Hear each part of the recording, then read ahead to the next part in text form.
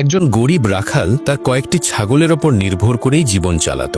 সারাদিন সে ছাগল চড়াত আর সন্ধ্যায় স্ত্রীকে নিয়ে বসে ছাগলের দুধ খেয়েই পেট ভরাত। এক সন্ধ্যায় রাখালের স্ত্রী ছাগলের দুধ দহন করে একটি কেতলিতে রেখে অন্য কাজে ব্যস্ত হয়ে পড়ল। কিছুক্ষণ পর যখন সে কেতলিটি তুলতে গেল, হাত থেকে ফসকে গেল এবং সব দুধ মাটিতে পড়ে গেল। এটা দেখে সে কেঁদে ফেলল, কারণ ঘরে খাওয়ার মতো আর কিছুই ছিল না। এই দৃশ্য দেখে রাখাল আকাশের দিকে তাকিয়ে বলল, হে মালিক, এমন ছোট বড় ক্ষতি কি সবসময় আমাদের মতো গরিবদের ভাগ্যেই আসে? তোমার চোখে কি শুধু আমরাই পড়ি? ঠিক তখনই একটি বিড়াল এসে মাটিতে পড়ে থাকা দুধ চাটতে লাগলো, কিন্তু কিছুক্ষণের মধ্যেই সে ছটফট করতে লাগলো এবং সেখানেই মারা গেল। এটা দেখে রাখাল হতবাক হয়ে গেল। সে সঙ্গে সঙ্গে কেতলির ভেতরে তাকিয়ে দেখল তার মধ্যে একটি মৃত টিকটিকি পড়ে আছে। তখনই রাখালের কাছে আল্লাহর হিকমত বা প্রজ্ঞা স্পষ্ট হয়ে গেল যে যদি তারা দুজনেই ওই দুধ পান করত তবে তারা বেঁচে থাকতো না। কাঁদতে কাঁদতে সে বলল, হে আল্লাহ, তোমার প্রতিটি কাজই প্রজ্ঞায় ভরা। আমরা কতই না নাদান, একটু ক্ষতিতেই ভাগ্যকে দোষ দিতে শুরু করি,